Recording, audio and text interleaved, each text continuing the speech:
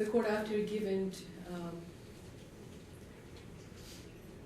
consideration as to the motion to dismiss at this time, oral motion to dismiss, an argument from defense counsel and the state, the court is considering the fact that there was a specific time frame to disclose the information.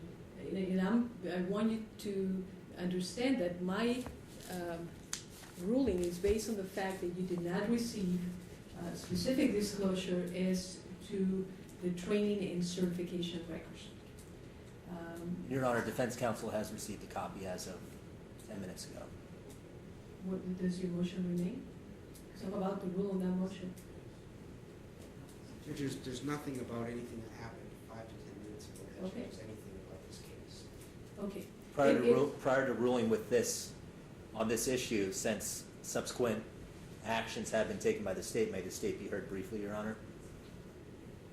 What has taken place? Your Honor, the state has provided the specific item that's been requested. Yeah, but it's untimely, Mr. Katz, and you know that. And Your Honor, the rules require if Mr. Victor is not forthcoming, and if the state did not provide disclosure forthcoming what was requested in the letter, then Mr. Victor not create an issue the day before a trial. Then Mr. Victor, under Rule 15, actually raised the issue by motion to compel disclosure, Your Honor. There are steps that must be taken. A party can't sit silently and take advantage of that, Your Honor. Additionally, Your Honor, disclosure has been provided. It's here. It's in front of Mr. Victor. He has it right now. Disclosure has to be provided. Additionally, by Your Honor. court limited jurisdiction cases at the first pretrial conference.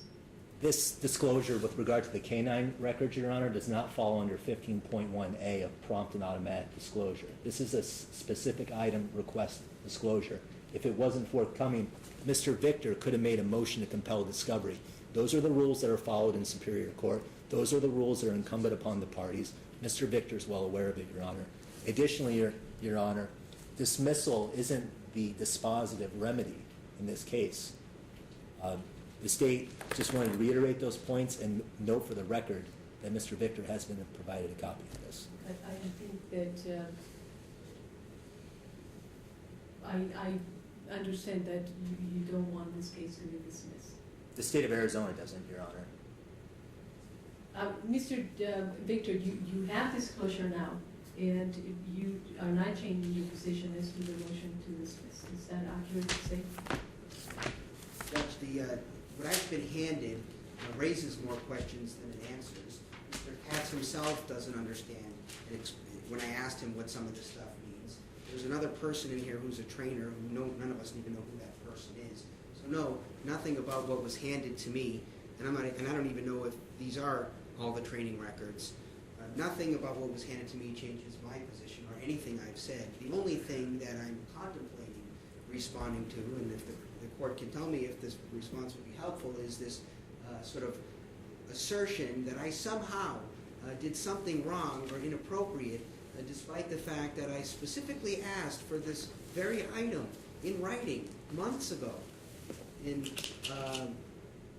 Mr. Katz apparently admits he received that and took action on it. And somehow, because Mr. Katz failed to follow up on Mr. Katz's request, which was prompted by my written request, somehow I have done something wrong. And that's confusing to me. But if the court wants me to go through in detail all the questions that I asked of those officers about these specific issues and the answers they gave me, which are recorded, I can go through all of that information for the court. And I can also provide a copy of my letter, which wasn't my first letter requesting disclosure to Mr. Katz either, for the court, if the court would like to review those items. Well, the court has heard or has sufficient information to make a ruling as to your motion. The court finds that disclosure, although made today at about 3:30 in the afternoon at the time of a evidentiary hearing for a motion to suppress, the court finds that it's untimely.